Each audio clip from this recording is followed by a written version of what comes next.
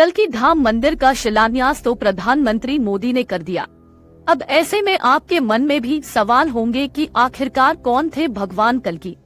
लेकिन इससे पहले ये जानना भी जरूरी है कि कल्कि को लेकर एक बहुत बड़ी भविष्यवाणी की गई है, जिसमें कहा गया है कि एक बार फिर भगवान कल्कि का जन्म होगा, वो भी उत्तर प्रदेश में। दरअसल कल्कि भगवान विष्णु के आखिरी अवतार माने जाते हैं।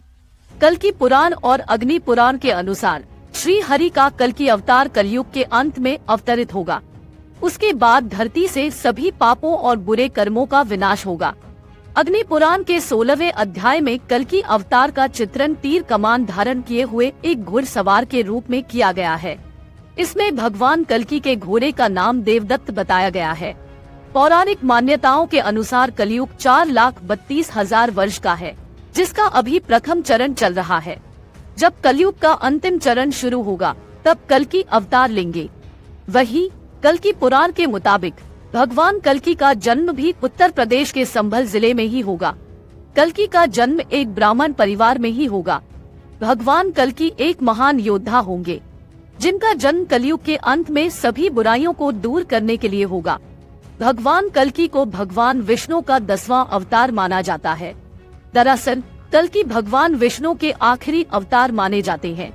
कल्कि पुराण और अग्नि पुराण के अनुसार श्री हरि का कल्कि अवतार कलयुग के अंत में अवतरित होगा। उसके बाद धरती से सभी पापों और बुरे कर्मों का विनाश होगा। अग्नि पुराण के 16वें अध्याय में कल्कि अवतार का चित्रण तीर कमान धारण किए हुए एक घुड़सवार के रूप में किया गया है। इसमें भगवान कल्कि के घोड़े का नाम देवदत्त बताया गया है। धार्मिक मान्यता के अनुसार कल्कि अवतार में भगवान विष्णु कलयुग के अंत में जन्म लेंगे और इसके बाद कलयुग का अंत हो जाएगा और फिर से सतयुग की शुरुआत होगी। श्रीमद् भागवत पुराण के 12वें स्कंद के 24वें श्लोक के अनुसार जब गुरु, सूर्य और चंद्रमा एक साथ पुष्य नक्षत्र में प्रवेश करेंगे तब भगवान कल्कि का जन्म होगा। कल्कि का अवतरण सावन महीने के शुक्ल पक्ष की षष्ठी तिथि को होगा। यही कारण है कि हर साल इस तिथि को कल्कि जयंती के रूप में मनाया जाता है। श्रीमद् भागवत पुराण में भगवान विष्णु के कल्कि अवतार के बारे में विस्तार पूर्वक बताया गया है। इसके अनुसार कलयुग के अंत में जब पाप बढ़ जाएगा तब कल्कि अवतार में जन्म लेकर भगवान पापियों का संहार करेंगे और फिर से धर्म की स्थापना करेंगे। इसके बाद सतयुग की शुरुआत होगी। धार्मिक ग्रंथों के अनुसार कलयुग का प्रारंभ 3102 ईसा पूर्व से हुआ था। जब भगवान श्री कृष्ण ने पृथ्वीलोक से विदा लिया तब कलयुग का प्रथम चरण शुरू हो चुका था। कहा जाता है कि पृथ्वी पर कलयुग का इतिहास 4,32,000 वर्षों का होगा, जिसमें अभी प्रथम चरण चल रहा है, यानी 5,125 साल कलयुग के बीत चुके हैं और 4,26,875 साल अभी शेष है। धार्मिक ग्रंथों के अनुसार कलयुग के अंत में कल्कि अवतार में भगवान विष्णु का जन्म होगा। अग्नि पुराण में भगवान कल्कि अवतार के स्वरूप का चित्रण किया गया है। इसमें भगवान तीर कमान के साथ घुड़सवार करते हुए नजर आते हैं। कल्कि अवतार के बारे में कहा जाता है कि भगवान का यह स्वरूप 64 कलाओं से परिपूर्ण होगा।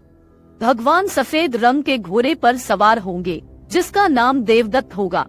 महाभारत और कई धर्म ग्रंथों के रचयिता महर्षि वेद व्यास जी ने हजारों वर्ष पहले भविष्यवाणी की थी कि जैसे जैसे कलयुग का समय बीतता जाएगा, धरती पर अत्याचार और पाप भी बढ़ते जाएंगे। व्यक्ति में संस्कारों का नाश हो जाएगा। कोई गुरुओं के उपदेशों का पालन नहीं करेगा। वेदों को मानने वाला कोई नहीं होगा और अधर्म अपने चरम पर होगा। तब भगवान कल्कि अपने गुरु भगवान परशुराम के निर्देश पर भगवान शिव जी की तपस्या करेंगे और दिव्य शक्तियों को प्राप्त करेंगे।